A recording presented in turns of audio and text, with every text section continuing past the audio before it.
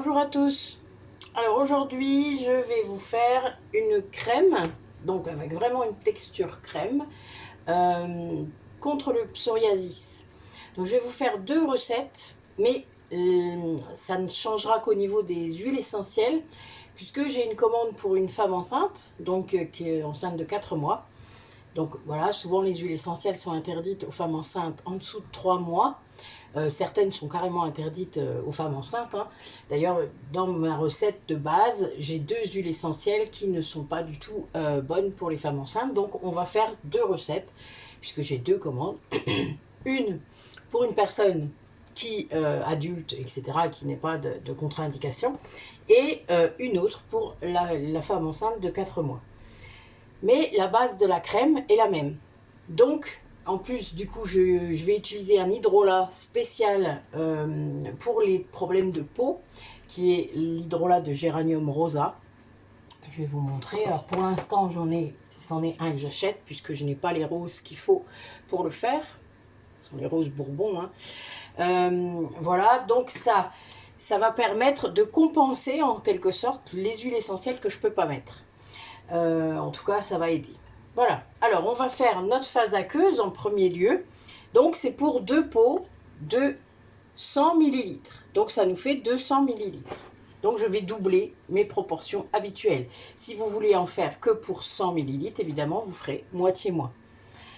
Donc, je vais commencer par notre hydrolat de Géranium rosa. Donc habituellement, pour 100 ml, j'en mets 6 cuillères. Là, je vais en mettre 12, en priant pour que j'en ai assez, mais normalement, ça devrait être bon. Donc, 12 cuillères à soupe, rase évidemment, de Géranium rosa.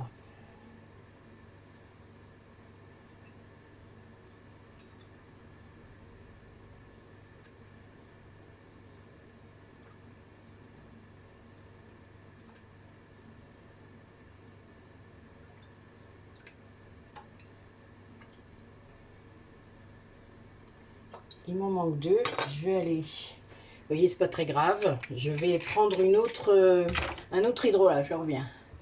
Alors, ça tombe bien, j'en avais recommandé du Géranium Bourbon, parce que je l'utilise quand même assez souvent dans les crèmes, puisque c'est très bon pour les problèmes de peau, hein. Et puis, ça sent très bon. Donc, c'est vrai que, voilà, ça allie l'utile à l'agréable. Donc, il m'en manque deux. Voilà. Alors, je rappelle que les hydrolats se conservent très peu de temps. Moi, je les mets au frigo, comme ça conserve encore plus longtemps. Mais moi, j'en fais des glaçons. Et du coup, je les conserve dans mon congélateur. Parce que ça dure vraiment, c'est 3 semaines. Hein, 3 semaines, un mois au congélateur, au frigo. Hein. Donc, voilà, ça dure pas très longtemps. Donc là, vous voyez, il est entamé. Ça veut dire qu'il va falloir que je fasse des choses. Et sinon, ben, si je vois que j'ai rien de prévu, je vais les mettre en glaçon et les conserver comme ça. Voilà. Dans notre phase aqueuse, on va ajouter l'aloe vera. Vous savez que moi, je l'achète en 5 litres, hein, donc je le mets dans des pots. Moi, je mets une grosse cuillère comme ça, qui dépasse un peu, vous voyez, qui n'est pas rase, quoi. Donc là, du coup, je vais en mettre deux, puisque c'est une dose. La grosse cuillère, c'est pour 100 ml. Alors, je vous rappelle que tout doit être désinfecté. Les ustensiles, le plan de travail, mais je le fais à chaque fois. Je le rappelle dans les règles de base, hein. C'est une des vidéos que j'ai dans mes playlists, si vous avez un doute. Donc, les mains également sont nettoyées.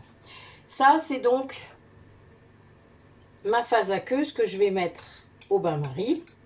Puisque le but est que la phase aqueuse et la phase huileuse se retrouvent à la même température pour pouvoir faire cette émulsion qui donnera notre crème. Alors c'est rigolo parce que vu que j'ai mis beaucoup d'aloe vera, avec notre... voilà, ça fait déjà un gel. Ce qui est très bien, c'est parce que voilà, la texture de la crème est dépendante de ça. Moi j'aime beaucoup quand il y a pas mal d'aloe vera, parce que ça permet d'avoir une belle texture. Ensuite, on va préparer notre phase huileuse. Alors, la cire, émulsifiante et pas la cire d'abeille, je le rappelle toujours, mais sinon vous n'allez pas avoir du tout le même genre de crème. C'est une émulsion, il y a une phase aqueusée, une phase huileuse, donc pas le choix. C'est comme ça. Sinon ça prend pas. Et ça se déface tout le temps surtout. Alors là du coup, normalement pour 100 ml, il en faut une cuillère. Bon, moi j'en mets toujours un peu plus, mais là je vais en mettre deux cuillères un peu bombées par race quoi. Voilà, comme ça. Voilà, j'en mets 2. Ensuite, je vais utiliser des huiles végétales qui vont permettre eh bien, de faire en sorte que ça cicatrise, que ce soit anti-inflammatoire peut-être.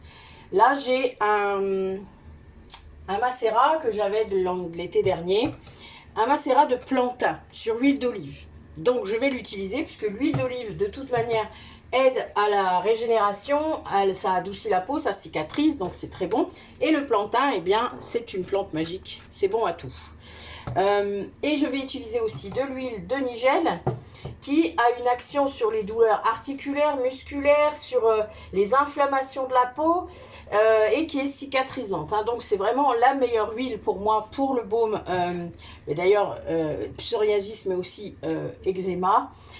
Tous les problèmes de peau, même on peut en mettre dans le gel que je fais ou la crème de jour pour les boutons et tout ça. Hein. Ça fait partie vraiment, c'est une très bonne huile pour ça. Donc moi le nombre de cuillères d'huile pour 100 ml, c'est 4. Donc là, ben, je vais faire moitié-moitié. Et vu qu'on double, ça nous fera 4 chacune. Donc 4 cuillères de macérat de plantain sur huile d'olive. Donc vous pouvez mettre que de l'huile d'olive. Hein.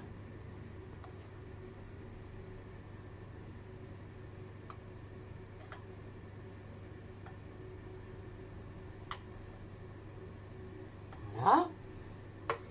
4. Alors comme je vous l'ai déjà dit, je ressuie toujours les petits bords parce que voilà, j'aime pas parce que c'est sale sinon. Et après ça colle. Et nous avons de l'huile de nigel. Alors je l'achète par litre parce qu'elle est moins chère.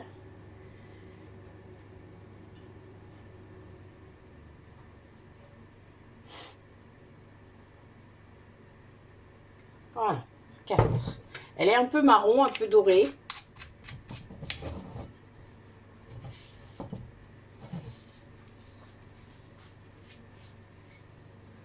Voilà. Et donc, on va mettre ça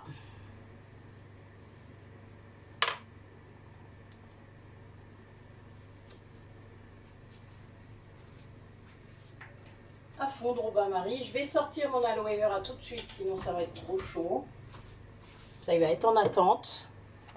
Puisque c'est l'aloe vera que je vais verser dans l'huile, hein, dans le mélange huileux.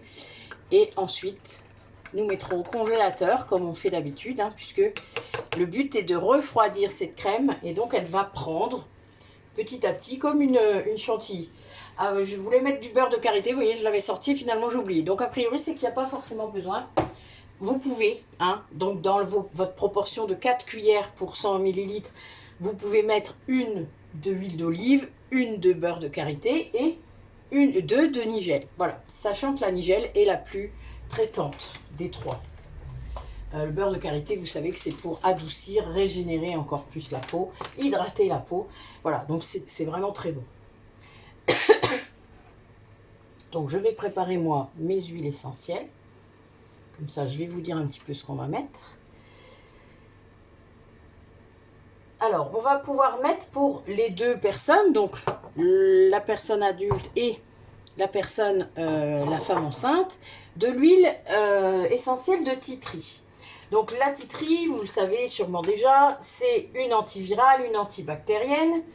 Elle a une action sur tout le système immunitaire. Donc pour les personnes qui ont des soucis avec du psoriasis, eh bien ça fonctionne bien. Alors moi j'ai choisi la texture crème, parce que vous savez que je fais déjà un baume, hein, donc c'est très bien. Mais le baume, il est très gras. Donc pour les personnes qui en ont sur le visage, dans les cheveux, parce qu'il y a ça aussi, et bien c'est un peu embêtant.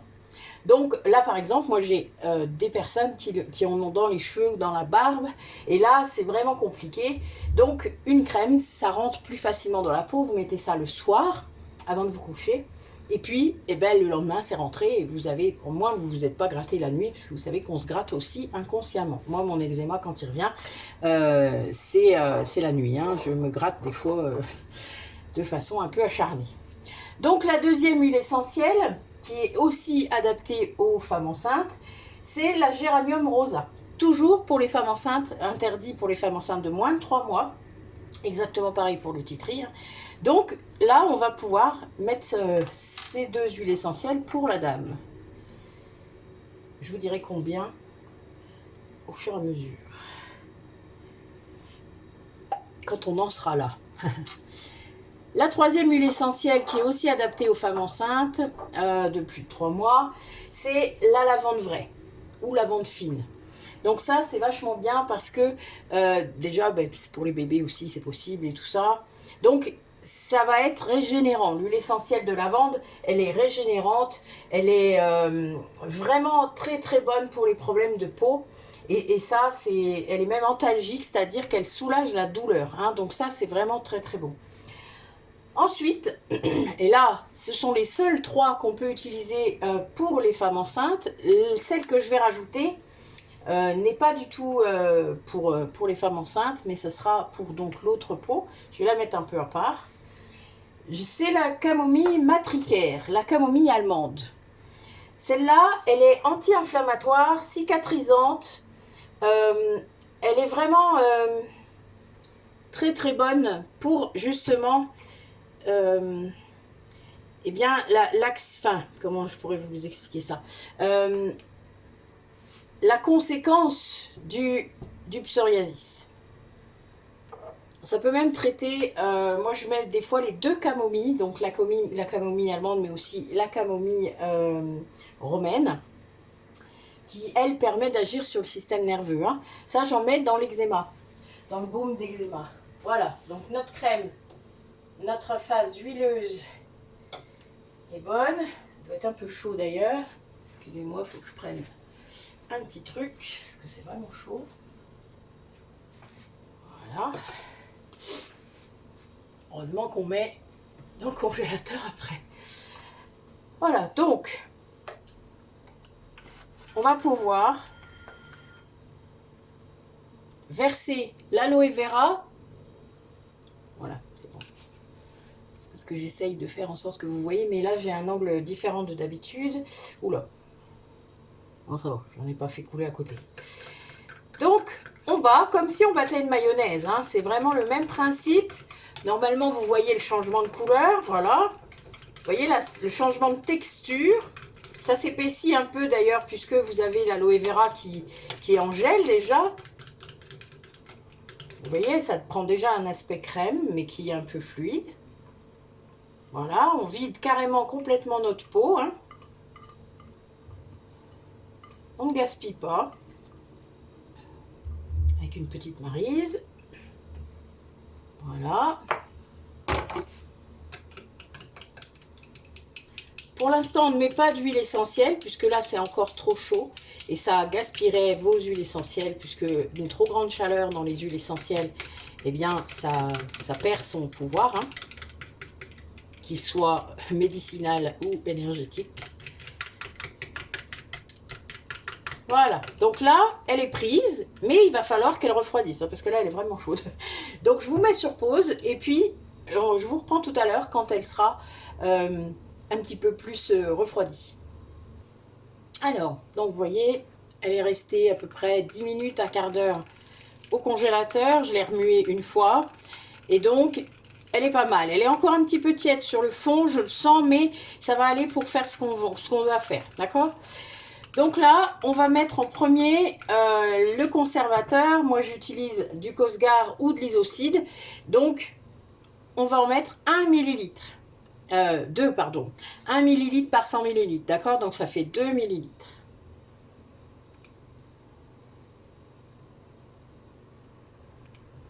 Voilà, et si vous en faites que 100 ml, évidemment, vous n'en mettez qu'un millilitre. Alors, si vous n'avez pas de pipette, 1 millilitre, ça correspond à peu près entre 30 et 35 gouttes. Donc, c'est un peu chiant des fois selon l'huile essentielle. Hein, vous le savez, je l'ai déjà dit plusieurs fois, surtout l'ylang-ylang qui est très très dense. Donc, moi, j'ai pris l'habitude vraiment de prendre des pipettes. Je les lave d'ailleurs. Mais ces pipettes-là, elles sont, comment dire elles sont pas, enfin, je les lave et elles sont assez fragiles, ce qui fait que quelque part, elles vont se casser assez facilement. Donc, je les jette au fur et à mesure, quoi. Voilà, j'en ai un gros paquet, hein, plus par 100, je crois qu'on peut les acheter sur Amazon. Mais voilà, ça permet au moins d'avoir une pipette individuelle par huile essentielle. Voilà, ça c'est important.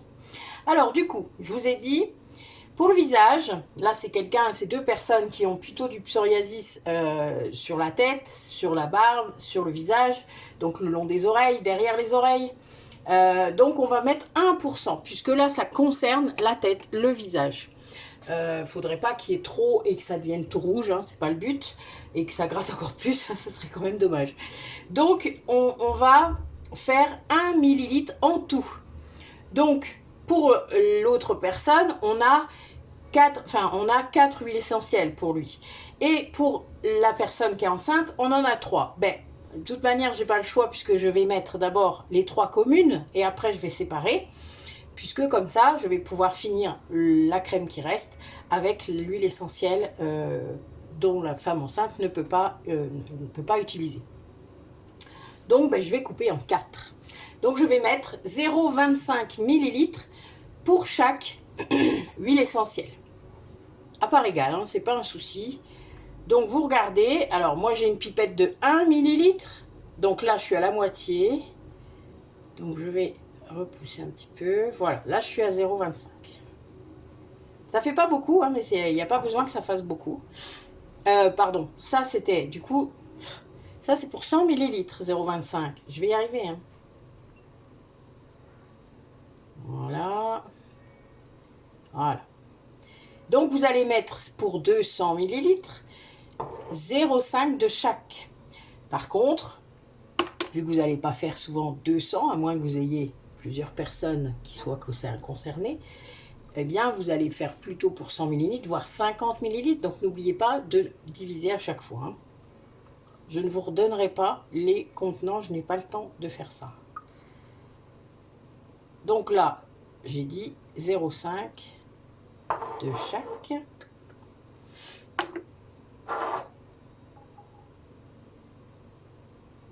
Voilà. Et là, j'ai ma partie commune. Donc, je vais pouvoir mélanger et remplir mon premier contenant. Alors, en attendant, tout à l'heure, j'ai fait mes étiquettes.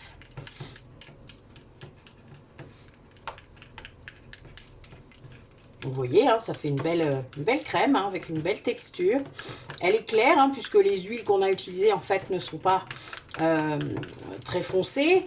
Il n'y a que quand j'utilise beaucoup d'huile d'avocat dedans, ça fait vert clair, j'aime beaucoup. Parce que l'huile d'avocat, elle est verte. Quand on utilise du calendula aussi, c'est fort jaune. Donc, ça peut faire un petit peu des couleurs. Mais bon, là, vous voyez, pourtant, elles étaient dorées et vertes, puisque l'huile d'olive est verte. Mais il n'y en avait pas assez par rapport à la totalité. Voilà. Donc là, maintenant, on va pouvoir... Je vais juste poser mon fouet. Voilà. On va remplir l'un des deux. Alors moi, je prends toujours ma balance. Je vais préparer, voilà, ma petite étiquette qui est exprès. Il ne faudrait pas se tromper d'étiquette, ce serait dommage. Et je vais mettre 100 ml. Bon, souvent, il y a un petit peu plus.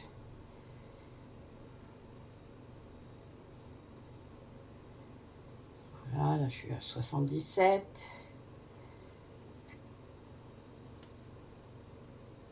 105.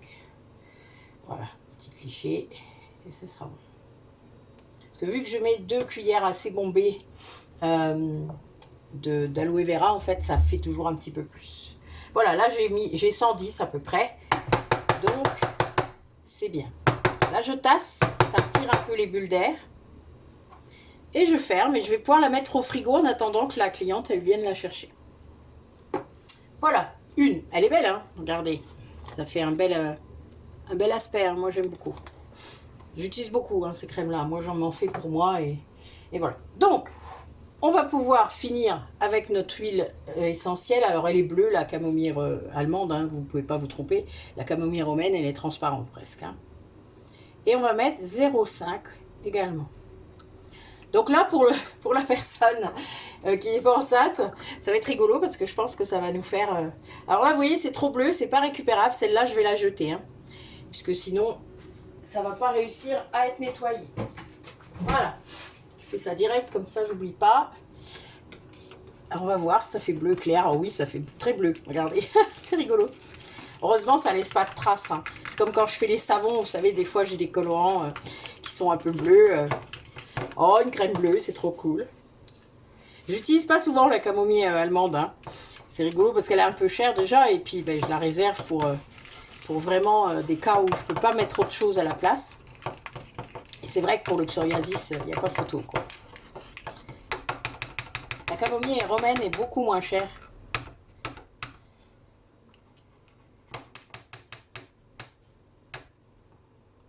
Voilà.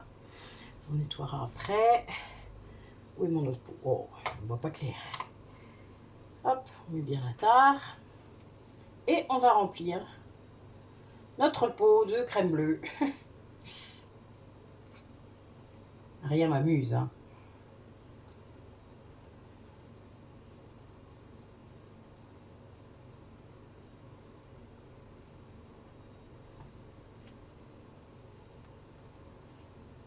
Voilà, je suis à 100.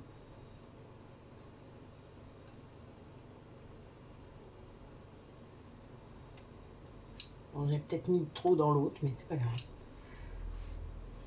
Voilà.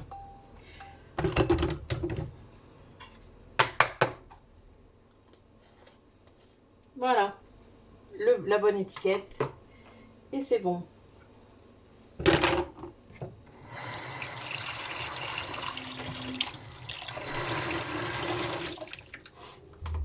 Donc, n'oubliez pas que les proportions, là, je faisais 200 ml hein, de crème. Donc, vous divisez par 2 ce que j'ai dit. Alors, à chaque fois, j'ai quand même à peu près redit pour les 100 ml. Donc, ne vous mélangez pas. Mais soyez bien attentifs à ce que je dis. Voilà. Ne revenez pas vers moi pour que je vous le donne, parce que voilà, elles sont écrites sur mes papiers, moi je les connais pas par cœur, donc à chaque fois que vous me demandez ça, il faut que j'aille rechercher dans ma Bible. Excusez-moi pour le bruit, mais du coup voilà, ça va être bien, vous verrez, ceux qui vont vraiment, ça va changer. Si vous avez déjà essayé le baume, alors si vous êtes pour les coudes, les genoux, tout ça, le baume huileux là, il est très bien. Mais c'est vrai que ça rentre mieux avec cette texture crème, hein, je vous le dis quand même. Alors j'avais aussi une demande peut-être à vous faire, ou en tout cas à profiter peut-être que vous soyez là pour vous faire cette demande, puisque vous savez que je ne refais pas beaucoup de nouvelles vidéos, ça dépend des commandes que j'ai. Je voulais savoir si vous seriez intéressé par un atelier plutôt que par une vidéo toute simple sur les huiles essentielles, enfin la dimension énergétique des huiles essentielles. Alors j'en ai déjà fait sur les chakras par exemple. Je vous ai pas dit toutes mes recettes parce que c'est pas le but, mais donc je peux le faire ça sur un atelier. Donc j'aimerais bien savoir si vous seriez intéressé à connaître, à comprendre la dimension énergétique des huiles essentielles, qui n'est pas que la dimension pour le corps physique, comme je peux le faire là, qui est vraiment différente, voilà, qui va toucher plus l'aspect émotionnel, spirituel, et qui va aider pour méditer par exemple, pour aider à guérir certaines choses. Donc ça, je le fais déjà hein, dans mes recettes de synergie, donc d'huile essentielle. Donc sur le site Métamorphose, vous pouvez trouver ça dans mes produits naturels artisanaux. Mais c'est vrai que voilà, ça serait intéressant, puisque je sais qu'il y a beaucoup de personnes parmi vous là qui regardez seulement les vidéos de produits. Donc n'hésitez pas à me dire, à mettre un commentaire ou à venir en privé, et puis à me dire si vous êtes intéressé ou non par cette dimension énergétique des huiles essentielles. Voilà. Mais écoutez, je vous dis à bientôt. Merci d'avoir regardé la vidéo. Et puis pour une prochaine. Voilà. Bonne journée.